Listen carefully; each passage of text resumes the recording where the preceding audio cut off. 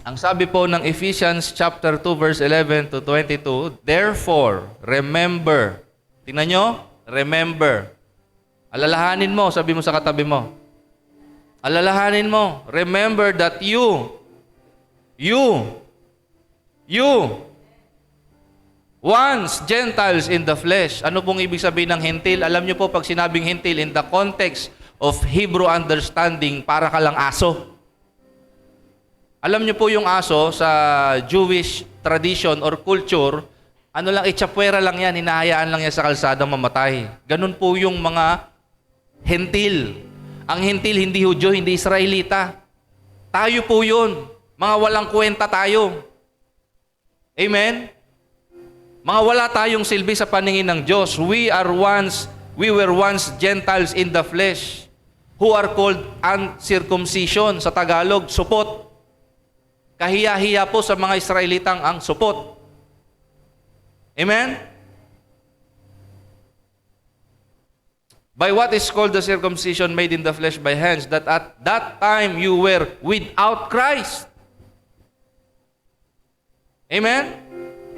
Nung wala pa tayong pananampalataya kay Kristo, hindi pa tayo kabilang sa bayan ng Diyos. Tayo daw ay wala kay Kristo. You were without Christ, being aliens from the commonwealth of Israel. Sabi nyo, commonwealth. Anong naiisip nyo dyan sa commonwealth? Ha? QC. Tingnan nyo paghiwalayin nyo yung word na yon, common tapos wealth. Anong naintindihan nyo doon? Commonwealth of Israel. Yung yaman, yung mga pangako ng Diyos sa Israel, the commonwealth of Israel. Wala tayo noon. Yung mga promise ni Abraham, I will bless those who bless you, I will curse those who curse you. In you, all the families will be blessed. Wala ka noon. Noon. Being aliens. Tingnan mo yung katabi mo kung mukhang alien yan. Mukhang alien ba yan? Ha? Alien? Being aliens, sabi dyan, from the commonwealth of Israel, and strangers. Ano yung stranger? Alam ko yung estranghero. May iba pang term. May iba pang term. Dayuhan. Mga dayuhan kayo. 'Di ba? Mga dayo lang kayo. 'Di ba? Hindi talaga kayo totoong bayan. Wala kayong karapatan sa mga benepisyo ng citizens. 'Di ba? Halimbawa, nakatira ka sa Makati. Ano yung mga benepisyo sa Makati? Gaganda. Tama ba? Pero pag di ka taga Makati, wala kang matatanggap. Ganun po yung ibig sabihin nun. Hindi mo pwedeng i-claim kay Lord, Lord, pagagalingin mo ako. Wala ka namang relasyon sa Kanya, hindi ka kabilang sa bayan niya eh. Hello? Magkiklaim ka ng blessing sa buhay mo, hindi ka namang kabilang sa bayan niya, hindi ka citizen. No, no, no. Amen? Having no hope, wala kang pag-asa. Papunta ka talaga ng impyerno. Without God in the world, but now in Christ Jesus. Amen? In Christ Jesus. Hindi sa beholding Jesus, in Christ Jesus. Kaya nga po, lagi namin tinuturo dito yung relationship natin sa Panginoon. It's not about your membership in the church. It's about your relationship with Jesus. Kamusta relationship mo kay Lord? Ha? Kamusta yung, sige nga, tanungin mo yung katabi mo, kamusta yung relationship mo kay Lord? Nagpe-pray ka ba? Nagbabasa ka ba ng Bible? Nag-worship ka ba sa bahay mo? Inaalagaan mo ba yung relationship mo kay Lord? Hello? Konti lang sumagot. Galing pa naman kayo ng fasting. You who once were far off have been brought near by the blood of Christ. Sa Isaiah chapter 59 verse 2, sabi doon, because of your iniquities. Kaya kayo nalayo sa Diyos dahil sa inyong mga kasalanan. Kaya kayo nalayo sa Diyos. Kahit anong pray mo, sabi doon sa verse at sa Proverbs ba yun, if I regard iniquity in my heart, the Lord will not hear. Pag nagtatago ako ng kasalanan sa puso ko, hindi ako diringgin ng Diyos. Ibig sabihin, kahit na nagsisimba ka, tapos nabubuhay ka sa kasalanan, kahit anong pray mo, walang mangyayari sa prayer mo. Gusto mo masagot prayer mo? Gusto mo masagot prayer mo? Magsisi ka na. Hello? Sabi mo sa katabi mo, magsisi ka na, baby. Amen? Magsisi na tayo.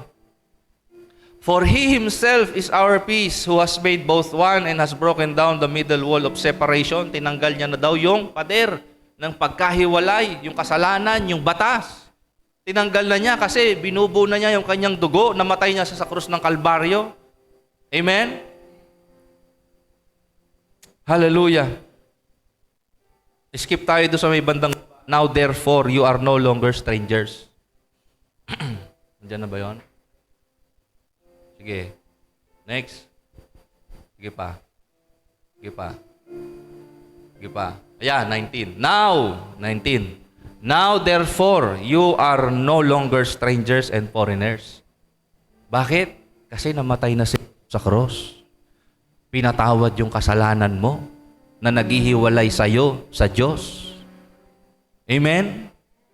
You are no longer strangers and foreigners but fellow citizens. Kaya lang, hindi ma-manifest sa'yo yung benefits of being a citizen of the kingdom of God because you are ignorant. Amen po ba? Ang ignorance po sa mga benepisyo. Halimbawa, alam nyo po ba na may benepisyo kayo sa PhilHealth kahit isa lang nahuhulog ninyo? Isa pa lang nahuhulog ninyo?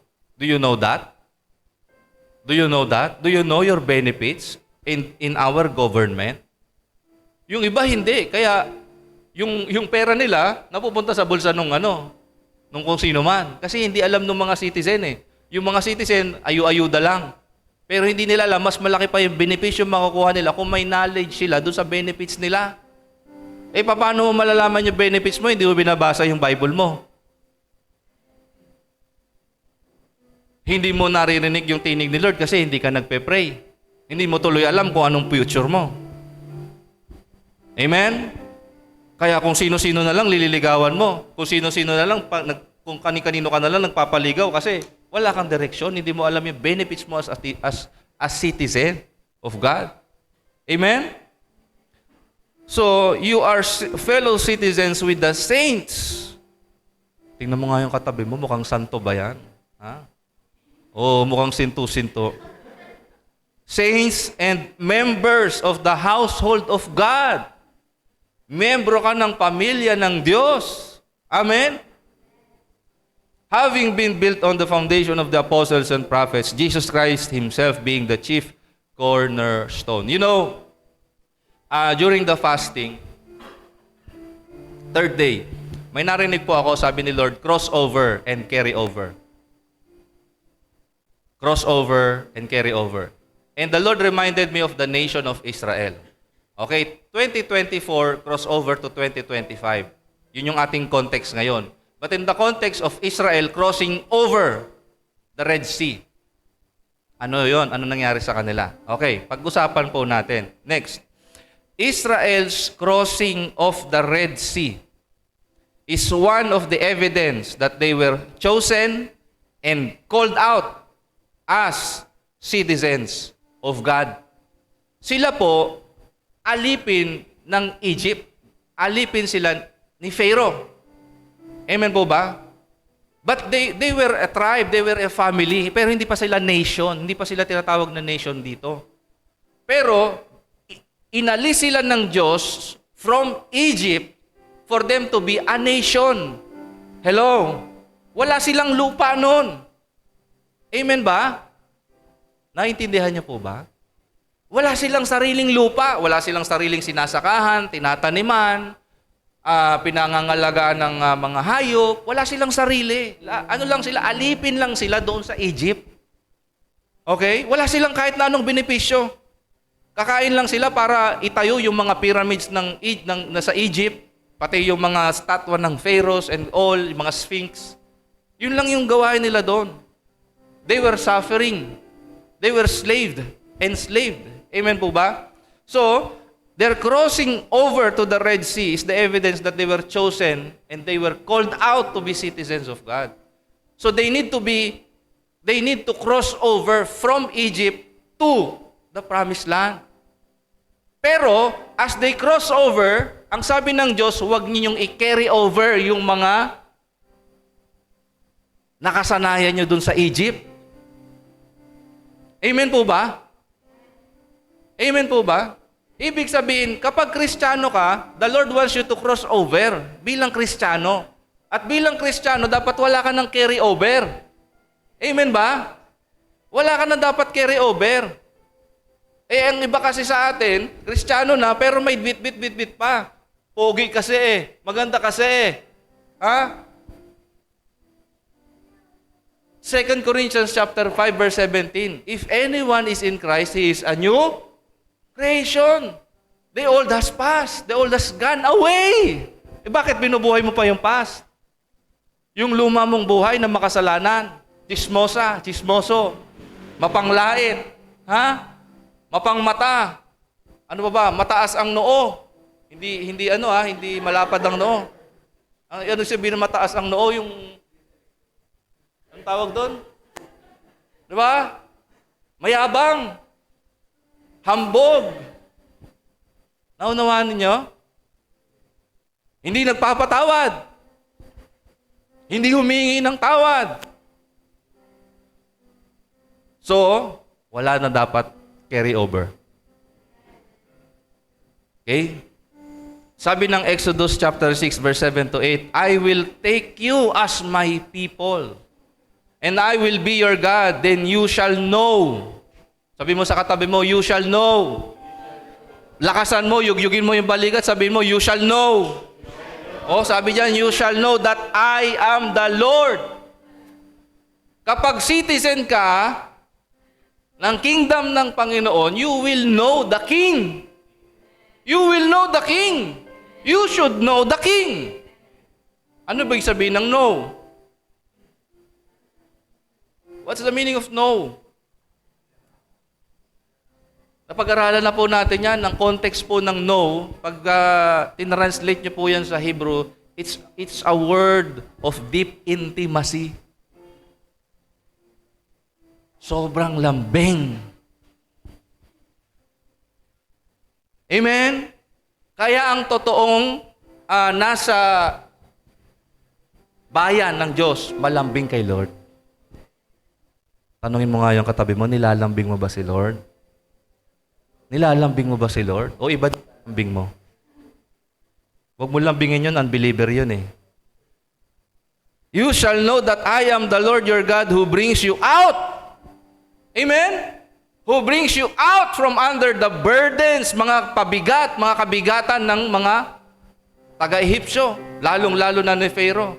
And I will bring you into the land. Aalisin niya daw yung pabigat, sa kanya dadalhin doon sa promised land, which I swore to Abraham, Isaac, and Jacob, and I will give it to you as a heritage. Pero nung sabi, una, you will know me. Naunawan nyo? Meron mo ng intimacy. Meron mo ng relationship. Hello? Relationship muna. Amen? Pag meron kang relationship kay Lord, alam nyo, yung unti-unti, little by little, from glory to glory, step by step, yung mga kasalanan, mga kabigatan mo sa buhay, mawawala po yan. You cannot take it away with your own strength, with your own strategy.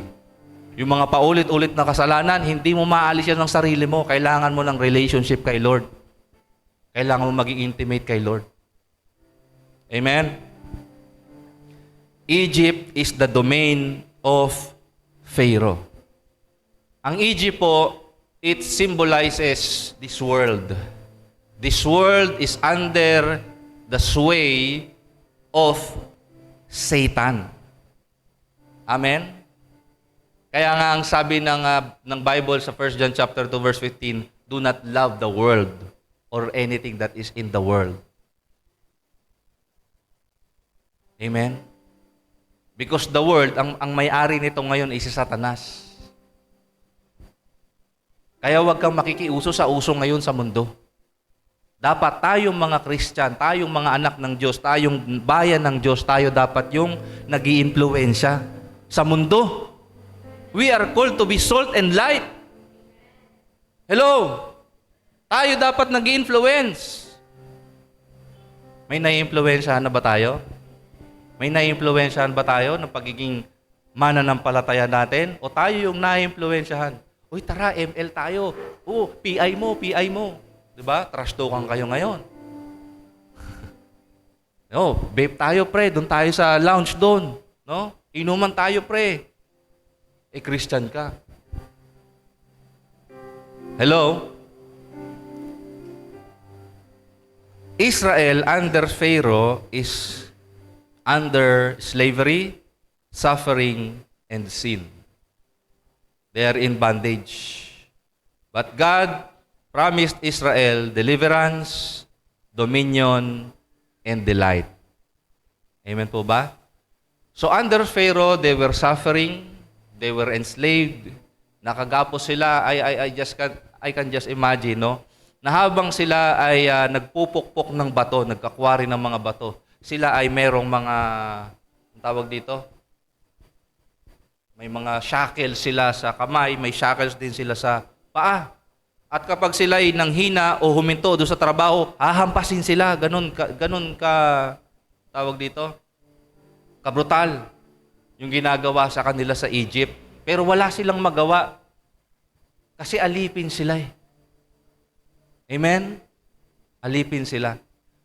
Kaya po, sabi sa next verse po, God called them out of Egypt to cross over to the promised land and not carry over the burdens of slavery, suffering, and sin into it. Alam niyo po ba kung bakit 40 years nababad ang Israel doon sa disyerto? Alam niyo po ba? Kasi all those 40 years, namimiss nila yung Egypt. Marami sa kanila, namimiss yung Egypt.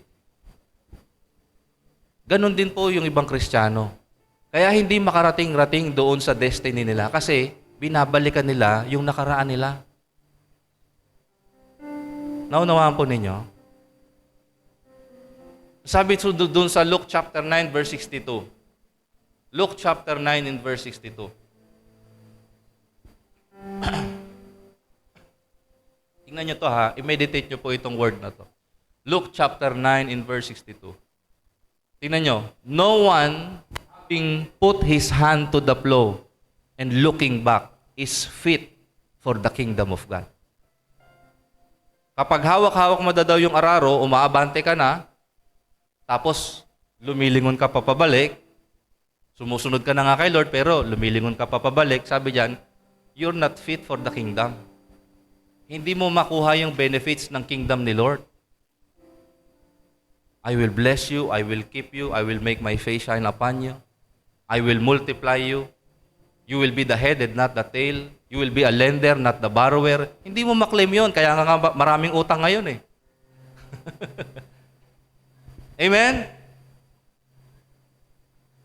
So, through Moses, sa pamamagitan po ni Moises, ni-reveal ng Diyos sa Israel ang benepisyo ng pagiging citizen of God. Number 1 benefit ay ang kanyang mukha.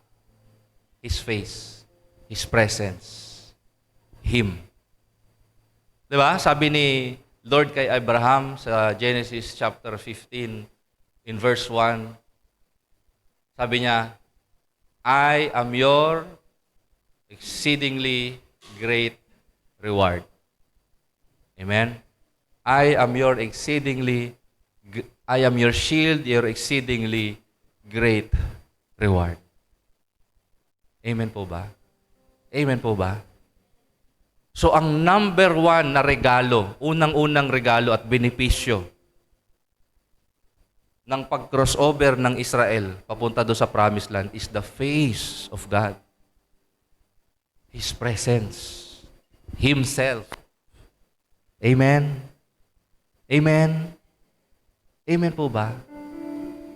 Exodus 33 verse 7 to 11. Moses took his tent and pitched it outside the camp.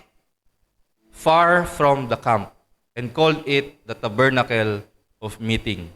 And it came to pass that everyone who sought the Lord, tingnan nyo ha, nasa wilderness po silang nitong time na to. Everyone who sought the Lord, lahat daw ng tao na hinahanap ang Diyos, lumabas at pumunta sa tabernacle of meeting, which was outside the camp. So it was, whenever Moses went out to the tabernacle, all the people rose and each man stood at his tent door and watched Moses until he had gone into the tabernacle. Pinanonood po nila si Moises pagpapasok daw doon sa tabernakulo ng pagtatagpo ni Moises at ng Diyos. Amen? Sumasama sa prayer meeting. Sumasama sa prayer meeting. Amen? So, it came to pass, when Moses entered the tabernacle, that the pillar of cloud descended. Yung pillar of cloud po is the presence of God. Descended and stood at the door of the tabernacle, and the Lord talked with Moses. Amen? Nag-pray si Moises, nagsalita si Lord. At nakita yun ng mga tao. Na-witness nila na nagsasalita ang Diyos.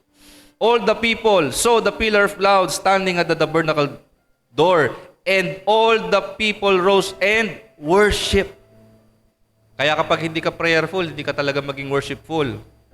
Each man in his tent door. Sabi diyan, so the Lord spoke to Moses face to face, as a man speaks to his friend. Paano ka makipag-usap sa kaibigan mo? Ganon mo kausapin si Lord. Ganon din siya kausapin ni Lord. Amen? Exodus 33 verse 14. Wait lang. May kasunod pala. He would return to the camp, but his servant Joshua, wow, may sumusunod sa kanya doon sa tabernacle of meeting, doon sa prayer meeting. Sabi diyan, si Joshua did not depart from the tabernacle. Umuwi na si Moises, si Joshua nagpe-pray pa. Meron bang mga Joshua dito? Meron bang gusto maging Joshua dito? Ha? Amen po ba? Hinigitan pa yung prayer ni Moises. So I challenge ko po kayong lahat, higitan nyo yung prayer ko. Kung nagpe-pray ako ng 1 oras, mag-pray kayo ng 2 oras. Amen? Amen? Ako po, kinausap ako ng Panginoon to do an extended fast for the whole January. Okay? So I will be fasting for the whole month of January.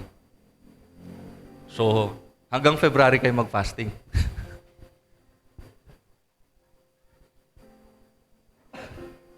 Anyways, in verse 14, sabi diyan, my presence will go with you.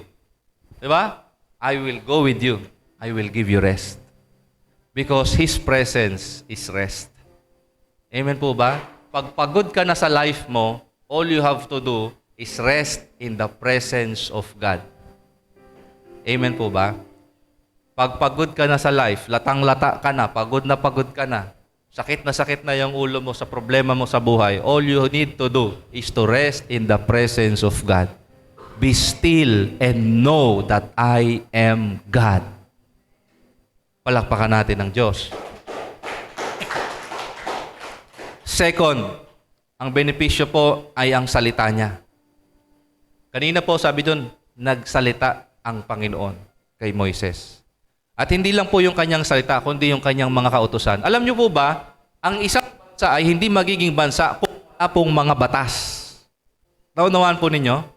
Magiging lagalag ang lahat ng mga nakatira doon sa lupang yon kapag walang mga batas. Kaya inilatag ng Diyos yung kanyang mga batas. Amen po ba? Benefit po yun para sa atin na merong mga batas. Meron tayong, kumbaga, Ano ba tawag doon? Guide para sa buhay. Naunawaan po ninyo? Guide para sa buhay, yung batas, hindi po yan kabigatan. It's a guide para hindi ka mapahamak. Amen? Sabi diyan sa Deuteronomy chapter 6 verse 1 to 9, this is the commandment and these are the statutes and judgments. Tingnan nyo, judgments ha. Paano yung paghatol na gagawin mo. Nakasulat na sa Bible. Amen po ba? Kaya pag palabasa ka ng Bible, pag may lumapit sa'yo nagpapa-counsel, alam mo yung sasabihin doon sa ika-counsel mo. Amen? Minsan nga, mas matalino ka pa doon sa lupon eh. So, the judgment which the Lord your God has commanded to teach you, that you may observe them in the land which you are crossing over to possess. Amen po ba? Amen ba? Alam niyo po sa langit, sabi sa Bible, your words are ever in heavens, eternally in heaven. So yung mga word ni Lord, heaven and earth will pass away, but my word will never pass away. Hanggang pagpunta natin sa heaven, nandoon yung kanyang mga salita. Amen po ba? Amen po ba? So kailangan dapat ngayon, inaaral mo na yung mga salita ni Lord. Kumbaga, parang pagpupunta ka ng Japan, magtatrabaho ka sa Japan, kailangan mong pag-aralan ang English ni Hongo. Di ba? Amen po ba? So ngayon, para malaman mo yung language sa heaven, ito na. Alam mo yung currency. Ano yung currency sa Japan? Ha? O anong currency sa Cuba?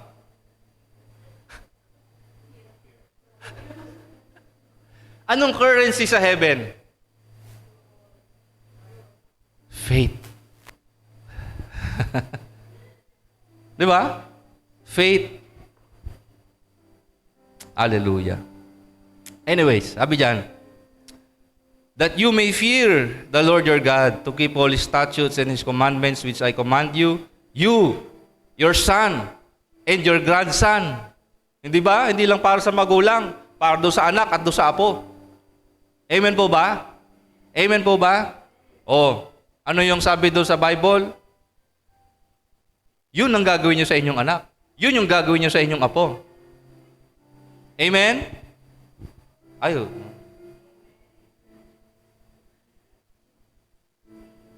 Proverbs 22 verse 6, alam nyo na yan. Train up a child in the way he should go, so that when he is old, he will not depart from it.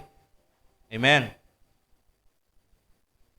Therefore, O Israel, be careful to observe it, that it may be well with you, and that you may multiply greatly, as the Lord God of your fathers has promised you, a land flowing with milk and honey. Hear, O Israel, the Lord our God, the Lord is one. You shall love the Lord your God with all your heart, soul, and strength. And these words which I command you today shall be in your heart. Dapat itatak natin sa puso natin ang mga salita ng Diyos. You shall teach them. Okay? Titigan mo yung katabi mo. Pag nais sa puso mo yung Word of God, ang sabi ng sunod, teach them. Unang-una kanino? Sabi diyan, you shall teach them diligently. Sabi mo sa katabi mo, sipagan mo. No? You shall teach them diligently to your children. You shall talk of them when you sit in your house, when you walk by the way, when you lie down, when you rise up. Amen? O, mga magulang at magiging magulang, ganyan dapat tayo. Sa bahay, sa biyahe, papunta ng church, palabas ng church, papunta sa school, you shall teach them, you shall talk. Amen? Amen. Naunawaan po ba natin to? Hallelujah. Third benefit is siyempre yung promised land. Okay?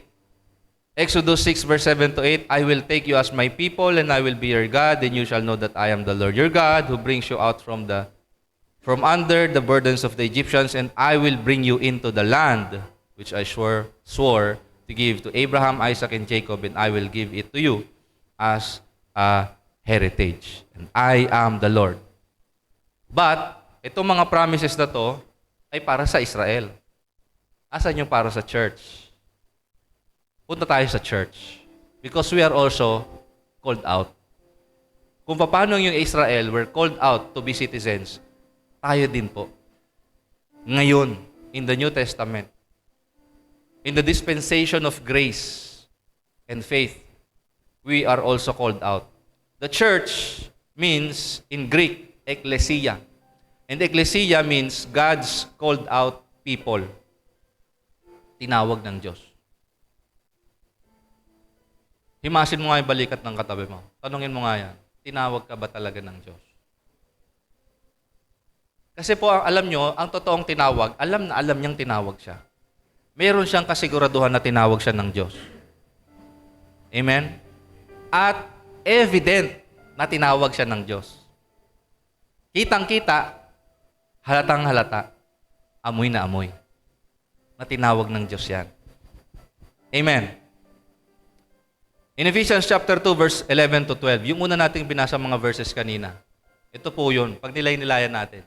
Sabi doon, remember that you were without Christ. Lahat tayo. Strangers from the covenants of promise. Having no hope and without God in the world. Yan po yung ating status dati. Hindi tayo kay Kristo, wala tayong Diyos, wala tayong relasyon sa Diyos. In verse 13, but now in Christ Jesus, in Christ Jesus, in Christ Jesus, have been brought near by the blood of Christ. Amen po ba? Kung hindi po dahil sa dugong dumanak sa krus ng Kalbaryo, hindi ka makakatanggap ng biyaya na to. Tayong lahat.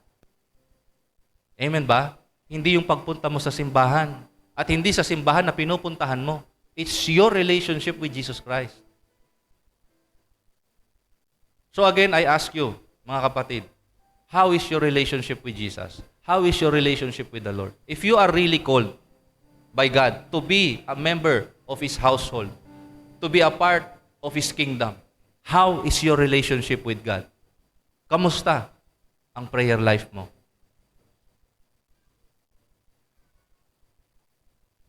Kamusta yung pagbabasa mo ng Bible? Binabasa mo ba yung Bible mo araw-araw? Nakikipag-usap ka ba sa Diyos araw-araw? Because that's the first benefit na meron ka as a citizen of God. Him. Eh, ba't di mo siya kinakausap?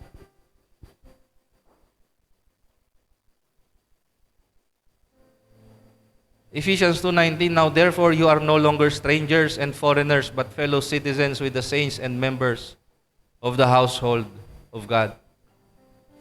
Next, as Israel was given a promise by God, the church also received a promise from God. Same thing. His face, His words, and a promised land. His face, 1 John chapter 3 in verse 2. Beloved, now you are children of God. Anak ka ng Diyos. And it has not yet been revealed what we shall be. But we know that when He, Jesus, is revealed, we shall be like Him. And we shall see Him as He is. Excited? Sino dito yung excited na ma-meet si Jesus face to face? Kamusta prayer life mo? Kamusta Bible devotion mo? Baka share ka lang ng share sa Facebook ng Bible verse, di ka naman nagbabasa ng Bible.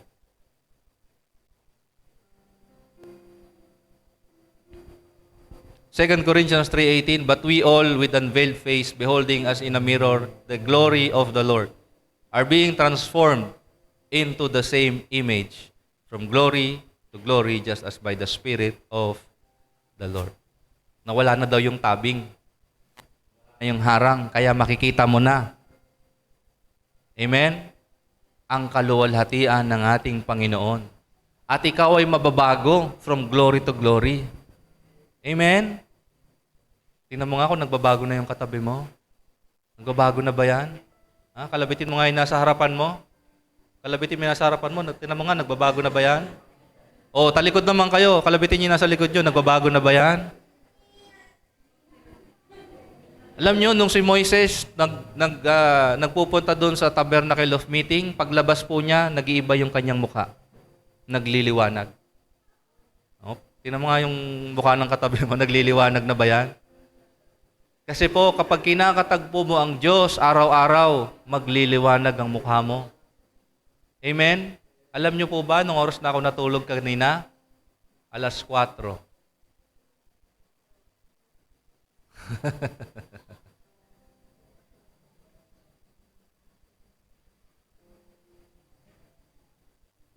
Glory to God. 2 Corinthians 4 verse 6, it is the God who commanded light to shine out of darkness, who has shown in our hearts to give the light of the knowledge of the glory of God in the face of Jesus Christ. Ang Diyos po. Amen? Ang Diyos ang nag-initiate, ang nag-utos na ang liwanag ng kanyang kaluwalhatian ay makita po natin sa mukha ng kanyang anak. Walang iba kundi si Jesus. Paano mo mas lalong makita mukha ni Jesus? Basahin mo yung Bible mo. Mag-pray ka araw-araw. Imposibleng hindi mo ma-meet si Jesus. Amen? Next po, yung kanyang salita. His words. 1 Peter 1 verse 23. Having been born again, not of corruptible seed, but incorruptible, through the word of God, which lives and abides forever. Kayo po ay naging citizen. Tinanggap niyo po ang pagiging citizen, na-born again daw kayo sa pamamagitan ng salita ng Diyos, na hindi namamatay, nabubuhay magpakailanman. Amen? Ganun yung kapangyarihan ng Word of God. Acts chapter 20 verse 32, so now brethren, I commend you to God. O, itinatagubilin ko kayo sa Diyos at sa kanyang salita ng kanyang biyaya, which is able to build you up and give you an inheritance among all those who are sanctified. Amen? Tingnan nyo, may pinaalala lang po sa akin about ignorance. When you are ignorant, yung mga dalubhasa sa batas, pwede kayong dayain. Naunawan po ninyo? Yung mga dalubhasa sa batas, pwede kayong dayain. For example, marami pong false teachers ngayon. Binabasa rin nila yung Bible, pero mali turo nila. Pag pinakinggan mo sila at hindi ka nagbabasa ng Bible, madadaya ka. Sasama ka sa kanila. Hindi lang sa false teaching nila, pati sa impyerno. O taas ang kamay gustong pumunta ng impyerno. Di ba wala? O basahin mo yung Bible mo. Tingnan nyo to ha. 2 Thessalonians. Chapter 2. Verse 9 hanggang verse 12. Sa Tagalog pwede. Para lasang-lasa natin. Tingnan nyo ha. Basahin natin sabay-sabay. Ready? 1, 2, 3, go. Ihahayag ang taong masama na taglay ang kapangyarihan ni Satanas. Tingnan nyo ha. O, sige, tuloy. Gagawa siya ng lahat ng uri ng nakalilinlang na himala, nakakalinlang na himala, kababalaghan at kamanghamanghang bagay. Verse 10. Gagamitin niya ang lahat ng uri ng pandaraya sa mga taong mapapahamak. Mapapahamak sila dahil ayaw nilang pahalagahan ang katotohanang makapagliligtas sana sa kanila. O, stop muna tayo. Tanungin mo yung katabi mo, pinapahalagahan mo ba yung katotohanan ng salita ng Diyos? Pinapahalagahan mo ba yung pagbabasa ng Bible? Next. Kaya pababayaan na lang sila ng Diyos. Tingnan niyo yun. Pag hindi mo minamahal, hindi mo binibigyang importansya ang salita ng Diyos sa buhay mo, darating yung oras, darating yung panahon na, sige, bahala ka na sa buhay mo. Yes. Ginawa ng Diyos yun sa Israel. Kaya rin niyang gawin sa atin yun. Kaya huwag kang tawag dito, magpetiks. Ha? May nakasulat nga sa Bible mas malapit na yung araw ng ating kaligtasan kaysa noon. Kaya magseryoso na tayo. Kalabitin mo yung katabi mo, akbayan mo, magseryoso na tayo. Ilapit mo sa'yo, magseryoso na tayo. Ha? Pababayaan na lang sila ng Diyos sa matinding pagkalinlang para maniwala sila sa kasinungalingan. Next verse. Nang sa ganon, maparusahan ang lahat ng ayaw maniwala sa katotohanan at nagpakaligaya sa kasalanan, sa kasamaan. Tanyo yun? Hindi po pwede na Christian ka at the same time, nag-enjoy ka sa kasalanan. No. Kaya nga, dapat walang carry over. Dapat crossover without carry over. Amen? Next verse, meron pa ba? Wala na. O huwag na tayo magpakaligaya sa kasalanan. Amen? Amen? Mag-repent tayo ng totoo. Amen? Mag-fasting ka. Huwag ka muna mag-cellphone sa loob ng isang araw. Mag-pray ka lang muna. Amen? Halimbawa, ngayon, wala ka namang trabaho. Mamaya pag-uwi mo, mag-fasting ka, huwag ka munang kumain, huwag ka munang maghawak ng cellphone, lumuhod ka sa harapan ng Diyos, magsisi ka. Hayaan mo na i-expose sa'yo ni Lord yung heart mo. Amen? Para sa ganun, mabago buhay mo at matanggap mo yung benepisyo ng Diyos na nakalaan para sa'yo. Amen? Hallelujah. And last is the promised land. Revelations 21 verse 1 to 5. Napakaganda nito mga kapatid. Sabi ni John, "Now I saw a new heaven and a new earth. For the first heaven and the first earth had passed away. Also, there was no more sea. Then I, John, saw the holy city, New Jerusalem, coming down of heaven from God, prepared as a bride adorned for her husband. And I heard a loud voice from heaven saying, Behold, the tabernacle of God is with men, and He will dwell with them, and they shall be His people. God Himself will be with them." Wow! Yan na po yung promised land. Kasama mo na yung Diyos. God will be with us all the time. Amen? Hallelujah! Hallelujah! Sabi dyan, and God, ito na, napakasarap nito, and God will wipe away every tear from their eyes. Wow! Sarap, no?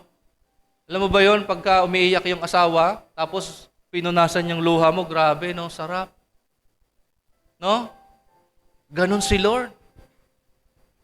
Sa future na yon, mga kapatid, na inaasahan po natin, pagka kaharap na natin si Jesus face to face, sabi doon, He will wipe away every tear.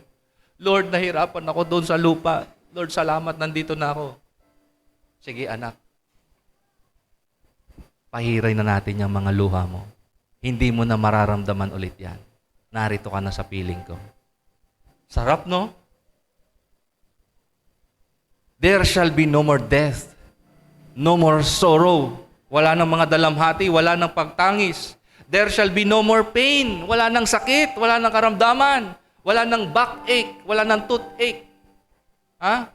At kung ano-ano pa, wala nang sakit, wala nang cancer. Amen? Wala nang dysmenorrhea. Ha? Wala nang PMS or anything like that. No? Sarap sa mga babae, no? So, there shall be no more pain, and for the former things have passed away. Then He who sat on the throne said, Behold, I make all things new. Hallelujah. I make all things new. Revelations 21 verse 23 to 24, the city has no need of the sun or of the moon to shine in it, for the glory of God illuminated it. The Lamb is its light, and the nations of those who are saved, the nations of those who are saved shall walk in its light.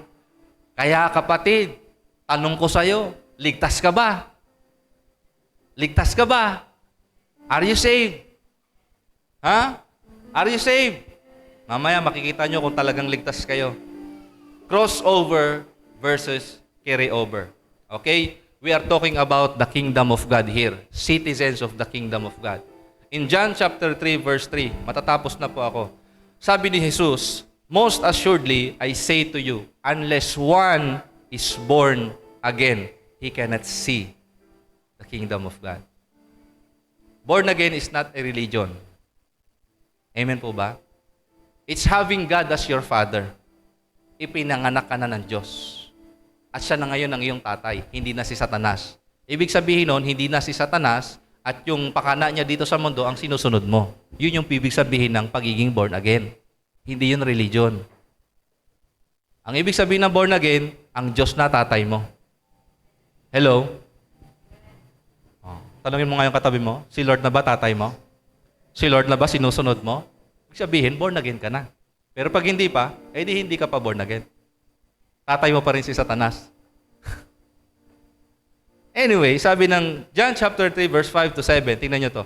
Most assuredly I say to you, unless one is born of water and the Spirit, he cannot enter the kingdom of God. Ano po yung born of water? It speaks of repentance. It's the baptism of John. Baptism of repentance.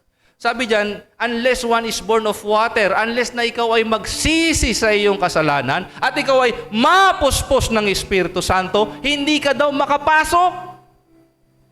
Ang tanong ko, nagsisi na ba kayo? Nagsisi na ba kayo sa inyong mga kasalanan? Mga pandaraya, pangokopya, at mga maliliit na mga kasalanan, malaking kasalanan, lahat yan kasalanan. Unless one is born of water, yung water, it speaks of repentance. Pagsisisi sa kasalanan, pagbabago ng kaisipan. Amen? Naintindihan niyo po ba ito? You cannot enter the kingdom of God. That which is born of the flesh is flesh. Ang ipinanganak sa laman, mananatiling laman, makasalanan. Pero sabi diyan, that which is born of the Spirit, ang ipinanganak sa Espiritu, ay Espiritu. Do not marvel that I said to you that you must be born again. Titigan mo yung katabi mo. Titigan mo yung katabi mo. Sabi mo sa kanya, you must be born again. Hello? Sabi mo sa kanya, you must be born again. Paano ko malaman, Pastor? Kung born again na ako, 1 John chapter 3 verse 9. Oh, sabay-sabay basa. 1, 2, 3, go. No one who has been born of God practices sin. Napakalinaw. Hello? Hello? Ano po yung kasalanan? Maraming uri ng kasalanan. Hindi lang yung pagmumura, pambababae, panlalalaki, pagjojowa ng madami, pag-aasawa, kahit may asawa ka na. Maraming uri ng kasalanan, pero mayroong kasalanan na hindi nakikita, sabi ni Paul kay Timothy. Ano yung mga kasalanan na hindi nakikita? Nandito sa puso mo. Hinanakit, puot, galit, tampo, inggit, ano pa? Self-righteousness, self-exaltation, self-glorification, self-service, self-pity, ano pa? Pride, bitterness. Hindi nakikita yon. Ikaw lang nakakaramdam nun. And all those are sin. Lust. Pag-iisip ng kahalayan. Kasalanan yon. Pag-iisip ng pagpatay. Pagpatay sa iba o pagpatay sa sarili. That's murder. That is sin. Pagre-rebelde. Paghihiganti. Pagsamba sa Diyos-Diyosan. Pakikiapid. Ang dami. No one who has been born of God practices sin. Because the seed of God, what is the seed? The Word of God remains in him and he cannot sin continually. Kaya kung paulit-ulit yung kasalanan mo, brother, sister, i-meditate mo to. Meditate mo yung Bible mo. Meditate mo yung Word of God. Kausapin mo si Lord. Sabi diyan, you cannot sin continually because he has been born of God. Ang isang tao na ipinanganak ng Diyos, nanasain niya po lagi Word of God. Amen po ba? My last verse, Acts chapter 3, verse 19 to 20. Repent therefore. Ano yung repentance? Pagsisisi sa kasalanan, pagkagalit sa kasalanan, pagbabago ng kaisipan. Sabi diyan, hindi lang dun matapos. You must be converted. At ma-convert ka, mabago ka talaga. Mabago yung pananaw mo, mabago yung pakikisalamuha mo, mabago yung lumalabas sa bibig mo, mabago yung mga actions mo. That's repentance and conversion. Kumbaga, in the simplest term, repentance and reformation. You are reformed in your way of life. Hindi ka nakatulad ng pakikipag-usap mo dati. Hindi ka nakatulad ng pakikitungo mo dati. Amen po ba? Yung mga dinidesire mo dati, hindi na yun ang desire mo ngayon. Amen? That's being born of God. At kung citizen ka ng Diyos, yun dapat yung nakikita sa'yo. Amen? So, repent therefore and be converted that your sins may be blotted out, so that times of refreshing may come from the presence of the Lord. Kaya maraming pong mga church goers, bakit umiiyak sila? Yung iba nag-worship, di ba? Nag-worship, Lord, I love you. Yung isa nakaganon, no? Parang nabibigla pa siya, bakit ganun to mag-worship? Anak ng Diyos yun eh. Alam niya yung benefit niya eh, sa kaharian ng Diyos, kaya ganun na lang siya magmahal sa Lord. Hello? Hindi yung parang tuod dyan.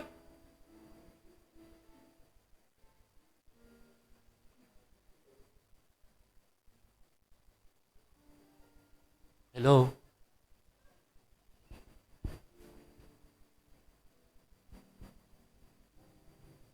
Alam niyo po, sabi ng Bible, we do not live by sight. We live by faith, not by sight. Amen po ba? Hindi naman 24/7 nararanasan mo yung presence ni Lord, tama po ba? But when there is a setting na kung saan wini-welcome ng mga tao ang presence ni Lord tapos ikaw nakaganyan lang, do you think that you will benefit? Kung bumaba man yung presence ni Lord kasi nakatunganga ka lang na ganyan. Di ba dapat maging, ano ba sa English yung, parang mag-participate yun. Mag-participate ka dun sa setting na yun na nangyayari doon. Katulad nung ginawa ng mga Israelita nung si Moises ay pumasok sa tabernacle of meeting. Anong ginawa ng mga Israelita? Lumabas sila dun sa kanilang camp. Sumabay sila kay Moises na mag-pray at mag-worship. Di ba nakasulat doon kanina? All of Israel rose and worship. Amen? Amen? O tayo.